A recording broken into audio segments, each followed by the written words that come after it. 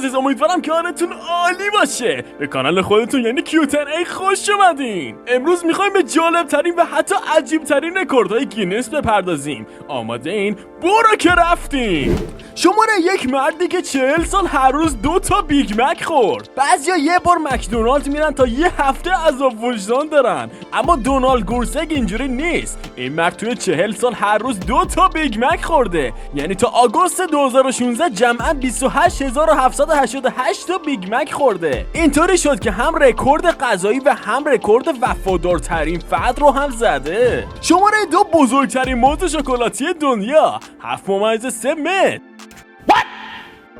سرآشپز آماری گویچن از فرانسه موزی ساخت که 7.3 متر طول داره. حالا اگه بخواین اینو بخورین باید به کمک 5 نفر فقط بلندش کنین و نوش جانش کنین. شماره 3، کمر 38 سانتی، باریکتر از حلقه هولا هوپ. خانم کتی جانگ از آمریکا صاحب باریکترین کمر دنیاست. کمرش فقط 38 سانتی متره.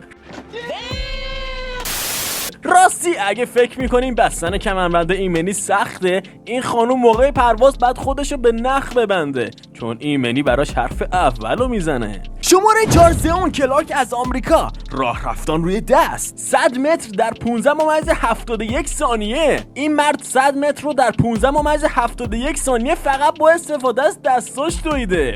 یعنی اگه برق فیوز بپره اون از همه زودتر میرسه به فیوز برق تا روشنش کنه، که من اصلا توصیه نمیکنم توی تاریکی این کارو کنه. شماره 5، کلکسیون 5631 اردک پلاستیکی. اینم از اردک باز جهان خانم شارلوت لی که 5631 اردک پلاستیکی جمع کرده. میگه هر کی که توی حمومش اردک نداره زندگیش مثل مرداب بیبرکه است. شماره 6، سرگئی سیرولنیکوف از قزاقستان، رکورد ترکوندن 50 کیسه آب گرم رو با نفس شکست. حالا اگه تو مهمونی حوصله‌تون سر رفت ازش بخواین که بادکنک بهتره کنه. شماره 7، دروش هیکل ترین پسر 15 ساله. شماره 7، اریک کلیبورن جونیور از آمریکا، دروش هیکل ترین پسر 15 ساله دروش هیکل که در آمریکا متولد شده. والدینش خیال نمی‌کردن که هیکلش انقدر دروش بشه، ولی میدیدن که دست و هیکلش چند برابر همسناش داره میشه و امروز شده رکورددار دروش هیکل ترین پسر 15 ساله. شماره 8، کشیدن 411 کیلوگرم با کاسه چشم. چاین هلگرن از استرالیا با پلک چشمش 411 کیلوگرم رو کشید.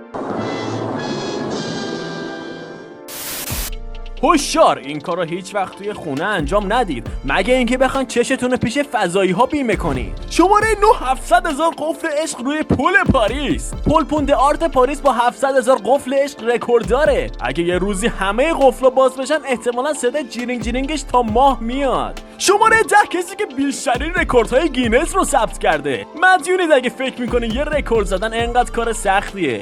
پس آقای اشتریا فورمن رو بشناسید. این مرد رکورددار بیشترین رکوردهای گینس در جهانه. بیش از 600 رکورد گینس ثبت کرده. چند تا از عجیب ترین رکورداشو براتون میخونم. شعبده بازی زیر آب، 48 دقیقه در آبای یخزده قطب جنوب. باد کردن 328 بادکنک با بینی توی 1 ساعت. نفس اژدها داره. فوت کردن یه تمبر به مسافت 100 متر فقط با تنفسش. فکر کن یه سکه بخواد جابجا کنه. اگه یه روزی اشتریا فورمن تصمیم بگیره که رکورد نزدن رو رکورد بزنه قطعا موفق میشه.